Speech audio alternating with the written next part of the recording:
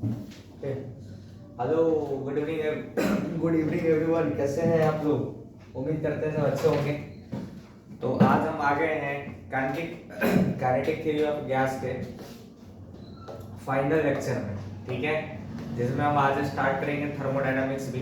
क्या स्टार्ट करेंगे? थर्मोडायनामिक्स का भी आज पहला लेक्चर होगा। तो हम आज काइनेटिक थ्योरी ऑफ गैस को एक्सप्लेन करते हैं सबसे पहले, और ये फाइनल लेक्चर में हम आज देखते हैं क्या सब कॉन्सेप्ट पढ़ते हैं। लास्ट क्लास में हमने जो पढ़ा था वो पढ़ा था हमने इंटरनल एनर्जी के बारे में डिस्कस किया था, और हमने कहा था कि इंटरनल एनर्जी जो होता है वो sum of all the kinetic energy and potential energy के बराबर होता है।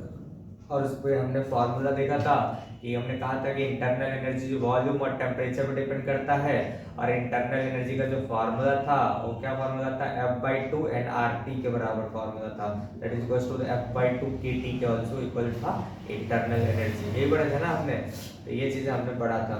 आज के क्लास में हम पढ़ने जा रहे हैं वो है हमारा इंडिकेटर डायग्राम। क्या पढ़ने जा रहे हैं? Indicator diagram. Indicator diagram kinetic theory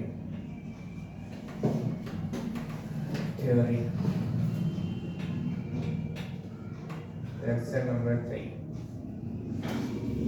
indicator diagram. What do you mean by indicator diagram?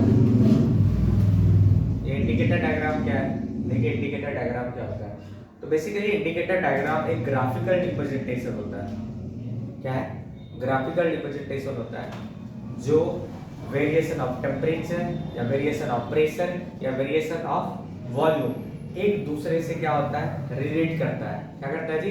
एक दूसरे से रिलेट करता है। यानी कि वेरिएशन जो होता है, वेरिएशन ऑफ टेम्परेचर और variation of volume, variation of pressure, ये सब क्या करता है जी? एक दूसरे पे क्या करता है? वेरी करता है। That is known as the indicator diagram. क्या करता है जी? Indicator diagram. देखिए it is a graphical representation.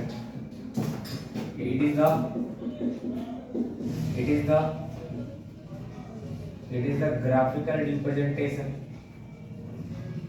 It is the graphical representation of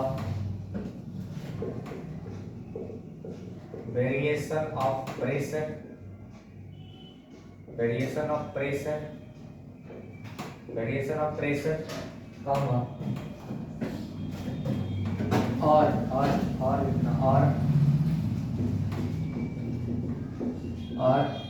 variation of temperature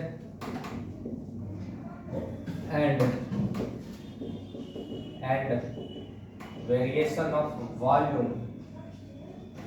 variation of volume with each other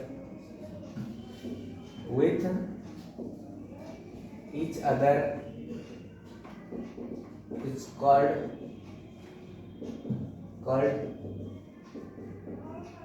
indicator diagram. क्या कहते हैं इसको?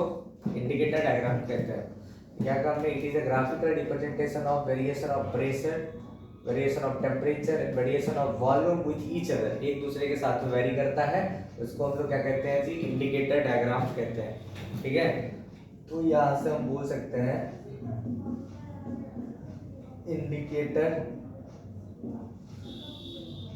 Indicator diagram जो होता है वो जो होता है that is a pressure comma volume, यह pressure comma temperature and this is a pressure. ये हो गया प्रेशर वॉल्यूम में रिलेशन, प्रेशर टेम्परेचर में रिलेशन, और क्या टेम्परेचर वॉल्यूम में रिलेशन। क्या जी? टेम्परेचर वॉल्यूम में रिलेशन। तो वॉल्यूम कॉमा टेम्परेचर, ये हो गया आपका। यानी कि इंडिकेटर डायग्राम जो है 3 रिलेशन में काम करता है, pressure volume, pressure temperature and volume temperature. कोई दिक्कत वाली बात नहीं होनी चाहिए। अब इस केस में हम लोग पढ़ेंगे, ठीक है। छाप दीजिए इसको, जल्दी से लिख दीजिए, स्क्रीनशॉट लीजिएगा तो लिखिए इसको, फिर हम आगे डिस्कस करते हैं। ओके, लीजिए इसमें। ओके, लिखिए पॉइंट नंबर ए में, पॉइंट नंबर लिखिए इसमें ए में, every point of indicator diagram, every point of indicator, every point of indicator diagram represent a unique state, represent a unique state, represent a unique state. किसको represent करता है? Unique state को represent करता है. Every point of indicator diagram represent a unique state of gases. So every point of indicator diagram represent a unique state of gases, and this is a B point here. Every curve on indicator diagram, every curve on indicator, every curve on indicator diagram represent, every curve of indicator diagram, सारे के सारे curve समझते हैं ना. Every curve of indicator diagram represent a unique process, represent a unique process. Every point of indicator diagram represent a unique process. ये ठीक है. अब इस दोनों को समझना है आपने को. क्या कहा? Every point of indicator diagram, indicator diagram का जो भी पॉइंट है वो किसको रिप्रेजेंट करता है? कि यूनिक स्टेट को रिप्रेजेंट करता है. किसको? यूनिक स्टेट को रिप्रेजेंट करता है. यूनिक स्टेट मतलब प्रेशर, वॉल्यूम और टेम्परेचर गैस को, यानी कि कभी कभी क्या होगा, वो गैस के प्रेशर को रिप्रेजेंट करेगा, कभी कभी गैस के वॉल्यूम को रिप्रेजेंट करेगा, कोई ऐसा पॉइंट होगा जो उसके टेम्परेचर को रिप्रेजेंट करेगा. Similarly every curve of indicator diagram, जितना भी इंडिकेटर डायग्राम का कर्व होता है उस सब के सब क्या रिप्रेजेंट करता है जी? यूनिक प्रोसेस को रिप्रेजेंट करता है. कोई ना कोई प्रोसेस होगा. ठीक है. उस प्रोसेस के बारे में भी हम लोग पढ़ेंगे कि क्या क्या ये चीजें होती है. चलिए, जैसे कि इस चीज को हम एक जो है ग्राफिकल रिप्रेजेंटेशन से हम देखते हैं. देखिए अभी ये है आपका प्रेशर. ये किसको रिप्रेजेंट करता है? प्रेशर को रिप्रेजेंट करता है. और ये किसको रिप्रेजेंट करता है? वॉल्यूम को रिप्रेजेंट करता है. किसको जी? वॉल्यूम को रिप्रेजेंट करता है. मान लेते हैं एक कर्व जो है, ये एक पॉइंट ए है, एक पॉइंट क्या है? ए है. और यहाँ पे जो है इसका गैस का प्रेशर कितना है? P1 है. वॉल्यूम कितना है? V1 है. ठीक है. देखिए थोड़ा ध्यान से. और एक पॉइंट यहाँ पे ये है जो B पॉइंट है, और ये इसमें प्रेशर P2 है और वॉल्यूम V2 है. यानी कि देखो यहाँ पे मतलब कि एक ऐसा पॉइंट जहां पे इसको मिला दिया जाए तो ये किसको रिप्रेजेंट करेगा? P1 को रिप्रेजेंट करेगा. और ये किसको रिप्रेजेंट करेगा? V1 को. इसी प्रकार ये पॉइंट किसको रिप्रेजेंट करेगा? ये किसको रिप्रेजेंट करेगा? दिस इज द P2 करेगा ना. और ये पॉइंट किसको रिप्रेजेंट करेगा? किसको करेगा? V2 को रिप्रेजेंट करेगा. यानी कि ये जो कर्व यहाँ पे बन गया है, एक कर्व बन गया ना. ये जो कर्व बन गया यहाँ से आता है थोड़ा सा कर्व है ना, ये ऐसे एक कर्व बन गया. हो क्या रहा होगा इस प्रोसेस में? जरा देखिएगा. इस पॉइंट पे, ये जो पॉइंट है, ये पॉइंट पे जो दिख रहा है आपको, ये वाला प्रोसेस में देखिए जरा ध्यान से देखिए. ए पॉइंट पे यहाँ पे है और इधर है.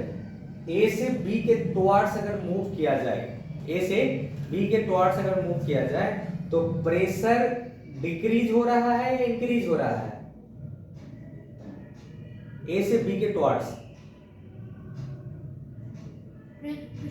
ए से बी के टुवर्ड्स जा रहा है तो क्या हो रहा है? ए से बी के टुवर्ड्स आ रहे हैं, ये है ए और ये है बी. अगर ए से बी की तरफ आ रहा है तो प्रेशर डिक्रीज हो रहा है. देखो ना, प्रेशर क्या हो रहा है? डिक्रीज हो रहा है. पर साथ ही इसका वॉल्यूम देखो, अभी यहाँ पे V1 था, अभी वॉल्यूम बढ़ के V2 हो गया. तो ये वॉल्यूम बढ़ा कि नहीं बढ़ा? इसलिए इसको कहते हैं एक्सपेंशन. क्या कहते हैं उसको? क्या कहते हैं उसको जी? एक्सपेंशन कहते हैं उसको. क्या कहते हैं जी? एक्सपेंशन. क्या कहते हैं उसको, एक्सपेंशन कहते हैं। If you move towards the A to B, curve A B जो है वो क्या हो रहा है जी, इसमें देखिए यहाँ पे ए से बी में ये क्या हो रहा है, एक्सपेंशन हो रहा है, यहाँ पे वॉल्यूम इंक्रीज कर रहा है। क्या कर रहा है, वॉल्यूम इंक्रीज कर रहा है यहाँ पे। सो यहाँ पे देख सकते हैं हम, तो एक तरीके से समझ में आ गया कि ये किसको रिप्रेजेंट करता है जी, एक्सपेंशन को रिप्रेजेंट करता है। मतलब ए टू बी में क्या आ जाएगा, प्रेशर इज डिक्रीजिंग, प्रेशर क्या होता है, डिक्रीज करता है, and volume is increasing, pressure decrease करता है और वॉल्यूम क्या होता है, इंक्रीज करता है। सो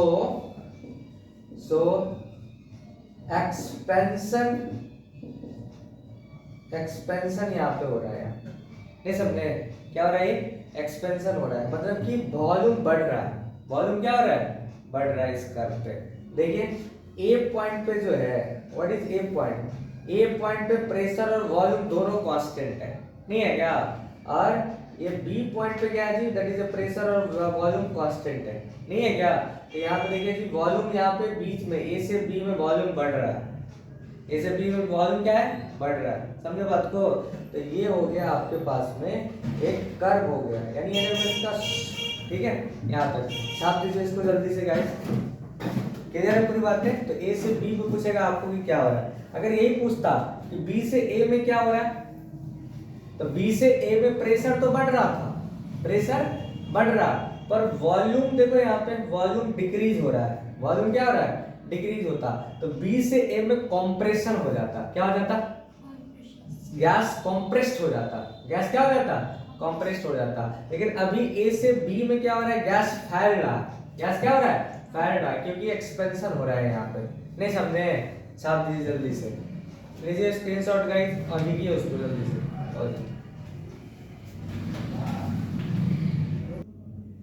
गॉट इट, ये बात समझ में आ गई आपको। तो नेक्स्ट टॉपिक है हमारा, जो कि थोड़ा सा हटके है और ये जानना बहुत जरूरी है, इसलिए इसको हम जो पढ़ने जा रहे हैं वो है गैस लॉ। क्या जी, गैस लॉ, गैस लॉ। बहुत सारे ऐसे लॉ हैं जो गैस को डिफाइन करता है, गैस के स्टेट को डिफाइन करता है, बहुत सारे ऐसे लॉज हैं। There are various laws to explain the gaseous properties of substance, gas के प्रॉपर्टीज को देखिए। there are various laws which explain the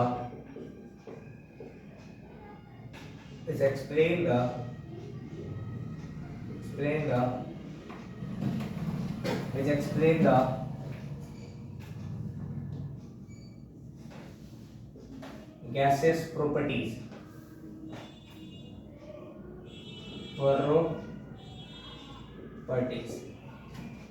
बहुत सारे ऐसे जो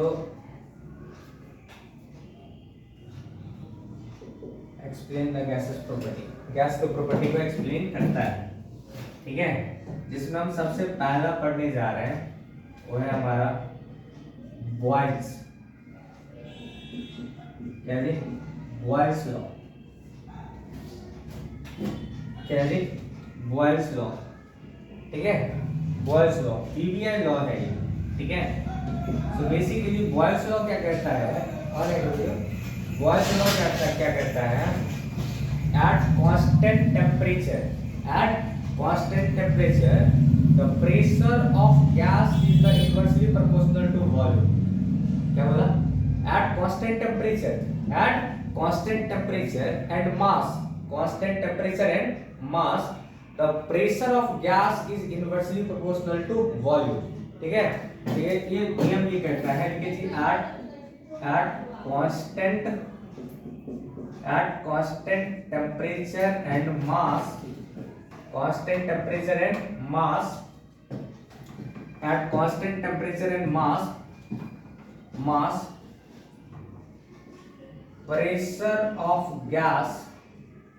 pressure of gas is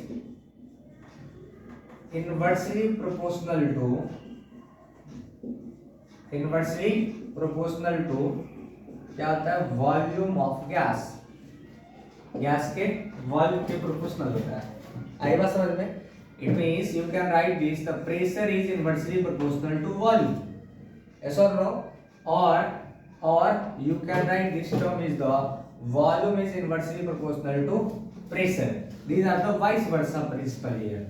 ठीक है जी, vice versa, इसका उल्टा भी सत्य है। तो क्या कहा हमने, किसी भी गैस का प्रेशर जो होता है इनवर्सली प्रोपोर्शनल होता है वॉल्यूम का, इनवर्सली प्रोपोर्शनल होता है वॉल्यूम का, जो कब कब ऐसा होगा, जब मास और टेम्परेचर क्या होना चाहिए, कांस्टेंट होना चाहिए। क्या होना चाहिए, कांस्टेंट होना चाहिए। अगर मैं इसी चीज को देखूं यहां से, तो P is inversely proportional to V हो गया, नहीं हुआ क्या? अगर मैं बात करूं तो प्रोपोर्शनल को अगर मैं इक्वल में कन्वर्ट कर दूं तो कोई ना कोई कांस्टेंट आएगा, आएगा कि नहीं आएगा? तो ये हो गया V, P equals to K by V, यानी कि बोला जाए तो PV इक्वल्स टू क्या आ गया, जो कि क्या हो गया, कांस्टेंट। क्या हो गया जी, कांस्टेंट। तो PV इक्वल्स टू क्या हो गया, कांस्टेंट हो गया। तो अगर देखो व्हाट इज कांस्टेंट, हम जानते हैं फ्रॉम आइडियल गैस, क्या जी, from ideal gas, ideal gas से क्या जानते हैं हम लोग, PV बराबर क्या होता है, nRT। P बराबर क्या होता है, nRT। अरे पता है, तो n जहां पे क्या है, mole, mole equals to given mass by atomic mass, है ना जी। तो मास यहाँ पे कांस्टेंट है, R कांस्टेंट है, T कांस्टेंट है, नहीं है क्या? तो ये कांस्टेंट किसके इक्वल हो गया, T के इक्वल हो गया, नहीं हुआ क्या? ये क्या हो गया जी, तो यहाँ से हम लोग बोल सकते हैं क्या, P इंटू V बराबर जो हो गया, क्या हो गया, P into V equal to जो हो गया, वो किसके इक्वल हो गया, nRT के इक्वल हो जाएगा। कोई दिक्कत नहीं जी, ये दोनों ये सब कांस्टेंट है, बदलेगा नहीं, कोई दिक्कत वाली बात नहीं होना चाहिए। अगर मैं बात करूं तो P1 V1 बराबर जो हो गया nRT हो जाएगा, नहीं हो जाएगा? किसके लिए, फॉर वन गैस के लिए। अगर यही चीज अगर प्रेशर बढ़ के P2 हो गया, वॉल्यूम क्या हो गया, P2 हो गया, ये हो गया nRT। क्या हो गया, nRT हो गया यहाँ से, नहीं हुआ?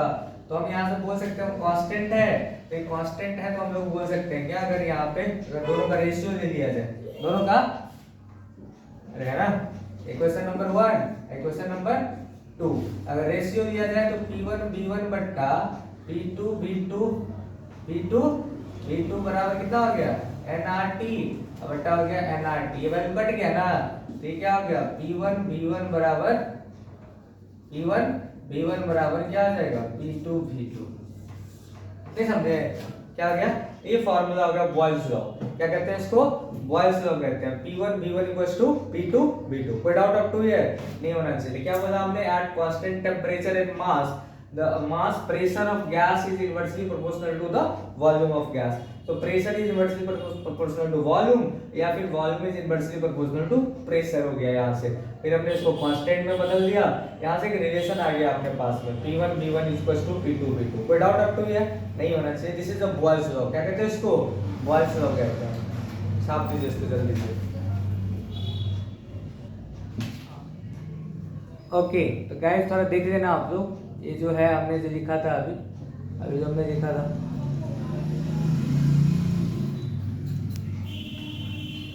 ये वाला जो कॉन्सेप्ट था हमारा, देख लो आप, देख लो स्क्रीनशॉट देख लो, एक बार फिर से लिख लो। ओके, चेक कर लो आप एक बार। ये हो गया PV इक्वल्स टू nRT, ये हो गया P1 B1 बराबर nRT और वन गैस, एक गैस के लिए इस तरह से हो जाएगा P2 B2 equals to nRT। Ratio लेंगे तो आ गया P1 B1 equals to P2 B2। कोई डाउट नहीं होनी चाहिए, ठीक है? तो ये हो गया हमारा बस, ठीक है। दूसरा है चार्ल्स लॉ। क्या है जी, चार्ल्स लॉ।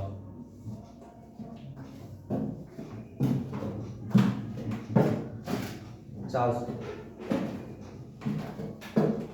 लॉ क्या कहता है guys, at constant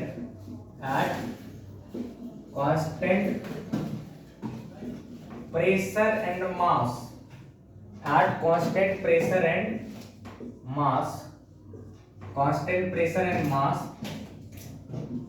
pressure and mass, volume of gas is directly proportional to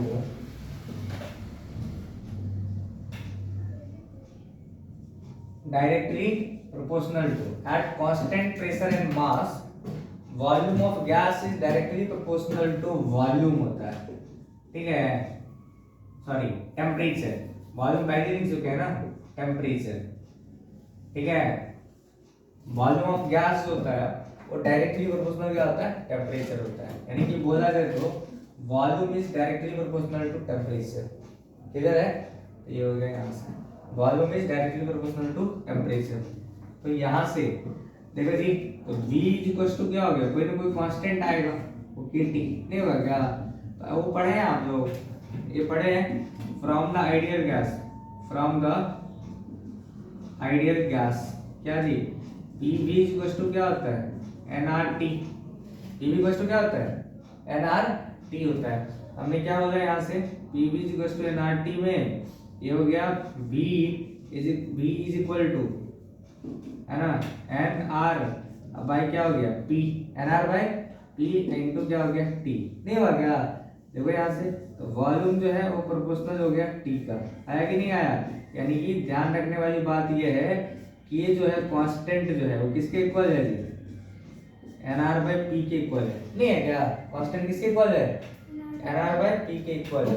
अगर मैं बात करूँ यहाँ से तो V1 is directly proportional to T1 हो जाएगा, नहीं हो जाएगा, इसी प्रकार V2 is directly proportional to T2, अगर मैं 1 को 2 से डिवाइड करता हूँ तो क्या हो जाएगा, V1 by V2 is equals to T1 by T2, नहीं हो जाएगा क्या, कोई दिक्कत नहीं होना चाहिए, है चार्ल्स लॉ, क्या ये चार्ल्स लॉ, लिख सकते हैं ऐसे भी इसको T1 by T2, तो लिख सकते हैं V1 by T1 is equals to, क्या लिख सकते हैं उसको, that is V2 by T2, V2 by V1 by T1 equals to क्या हो गया, V2 by T2, कोई डाउट नहीं हो, एक बार फिर से बता दें, तो क्या कहता है चार्ल्स लॉ, चार्ल्स लॉ कहता है कांस्टेंट प्रेशर एंड मास, देखो ना प्रेशर और मास दोनों क्या है, कांस्टेंट है, R कांस्टेंट है, तो constant pressure and mass, gas का जो वॉल्यूम होता है वो डायरेक्टली प्रोपोर्शनल होता है टेम्परेचर का, तो V is directly proportional to T, तो V is equals to KT from the ideal gas, कहां से जी, from the ideal gas equation, PV equals to क्या होता है, nRT, हमको क्या चाहिए, P is directly proportional to T चाहिए, तो क्या हो जाएगा ये nR by P, जो कि एक कांस्टेंट वैल्यू नहीं है क्या, तो ये हो गया डायरेक्टली प्रोपोर्शनल टू T, जहां पे K का मान किसके इक्वल हो गया, nR by P के बराबर आ गया, आया कि नहीं आया, तो हम लिख सकते हैं V1 is directly proportional to T1, V2 is directly proportional to T2, तो V1 by V2 equals to क्या हो गया, T1 by T2, this relation आ गया अपने पास, कोई डाउट वाली बात नहीं होनी चाहिए, छाप दीजिए इसको जल्दी से, लिख दीजिए guys, pause.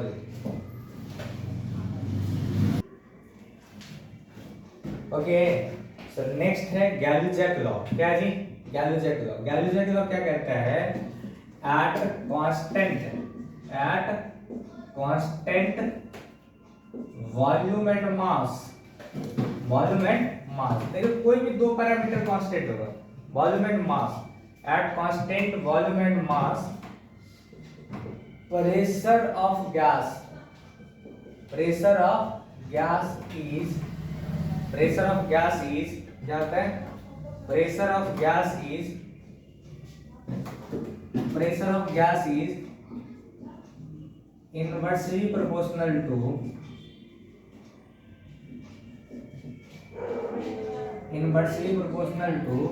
at constant volume and mass pressure of gas is inversely proportional to temperature, क्या होता है, इनवर्सली प्रोपोर्शनल होता है टेम्परेचर का, eight constant volume and mass, constant volume और मास पे गैस का जो प्रेशर होता है क्या होता है, इनवर्सली प्रोपोर्शनल होता है टेम्परेचर का, समझे बात को, इनवर्सली प्रोपोर्शनल क्या होता है जी, टेम्परेचर का होता है, क्लियर है, तो ये होना चाहिए आपका, अगर देखिए इसको अगर मैं यहाँ से हम लिख सकते हैं P इंटू टी जो है वो किसके बराबर हो जाएगा, कोई ना कोई कांस्टेंट के बराबर हो जाएगा, मल्टीप्लाई करेंगे ना, प्रोपोर्शनल है जो कि कोई ना कोई कांस्टेंट आ गया, कोई ना कोई क्या आ गया, कांस्टेंट आ गया, क्योंकि हम जानते हैं, हम देखिए क्या जानते हैं, तो यहाँ से हम जानते हैं कि from ideal gas equation PV equals to क्या होता है, N R T, PV equal to क्या होता है एन आर टी के बराबर होता है।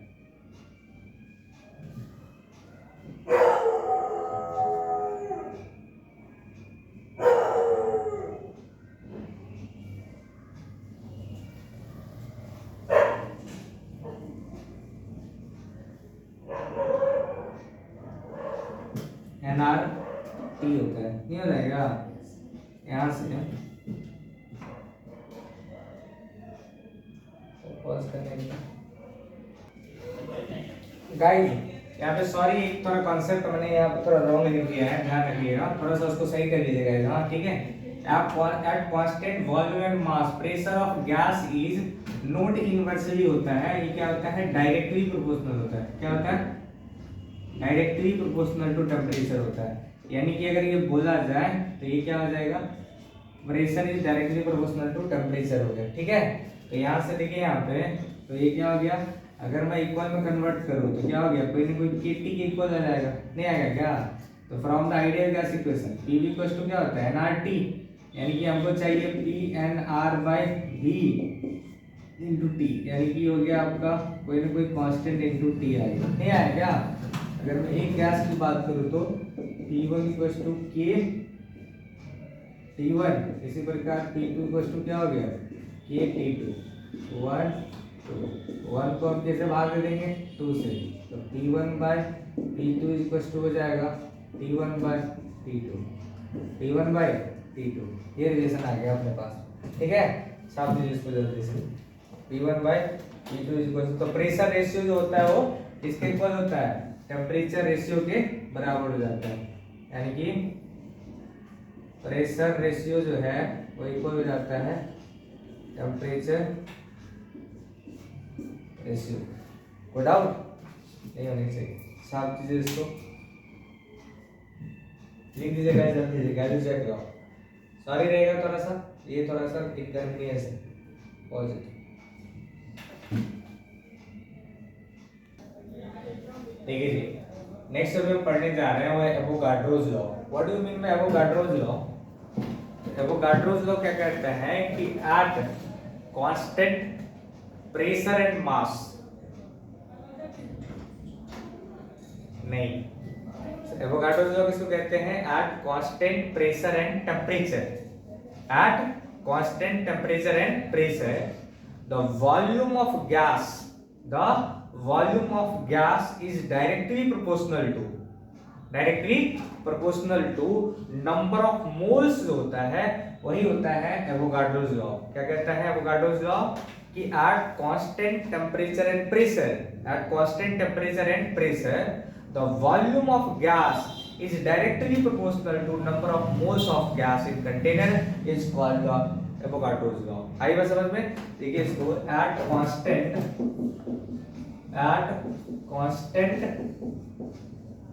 temperature and pressure, ठीक है, constant temperature and pressure volume of gas is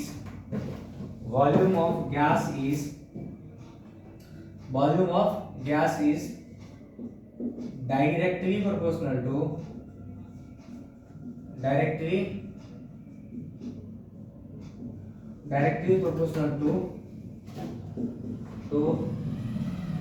number of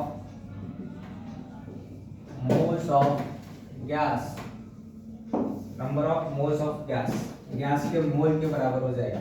यानी कि कहा जाए तो volume is directly proportional to N, vice versa भी हो सकता है। ठीक है, देखिए यहाँ पे ये हो गया volume is directly proportional to N के बराबर होता है। आई बात समझ में, यहाँ से क्लियर है। तो बोला जाए यहाँ से देखिए, तो हम जानते हैं फ्रॉम द आइडियल गैस से तो पीवी इक्वल टू क्या होता है एनआरटी होता है ना, अरे बोलो, तो हमको ये देखिए यहाँ से तो वॉल्यूम जो है that is equal to RT by P में देखिए प्रेशर और टेम्परेचर क्या कांस्टेंट है और ये हो गया एन, हुआ कि नहीं हुआ। देखिए volume is directly proportional to n आ गया, यही है एवोगाड्रोस लॉ। क्या कहा जाता है ये एवोगाड्रोस लॉ कहा जाता है। कोई दिक्कत, ये कॉन्सेप्ट हो गया आपका एवोगाड्रोस लॉ। ठीक है, आइडियल गैस इक्वेशन कैसे बनता है, what is ideal gas. Ideal gas equation. Ideal gas equation क्या होता है? गैल्वेजिक लॉ को और एवोगाड्रोस लॉ को अगर कंबाइन कर देते हैं, क्या जी? कॉम्बिनेशन ऑफ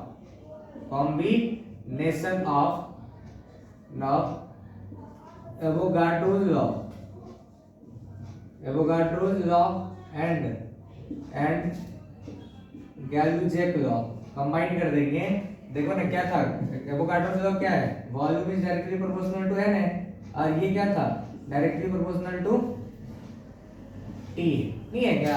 अगर दोनों को प्रोडक्ट कर दिया जाए तो पीवी जो है वो डायरेक्टली प्रोपोर्शनल हो जाएगा एन टी, नहीं होगा क्या? तो यहाँ से पीवी को अगर इक्वल में कन्वर्ट करेंगे तो एन ये आ जाता है आर एन टी, यानी कि पीवी इक्वल्स टू क्या हो गया? एन आर टी के इक्वल आ गया। That is known as the ideal gas equation. क्या कहते हैं इसको? आइडियल गैस इक्वेशन कहते हैं। क्लियर है? हमने क्या किया? दोनों को कंबाइन कर दिया। क्या कर दिया? कंबाइन कर दिया, 1 गुने 2 कर दिया। तो यहाँ से एक रिलेशन आएगा, PV equal to N T, यहाँ से आ गया एन आर टी। कोई दिक्कत? समझे? तो ये था हमारा काइनेटिक थ्योरी ऑफ गैस।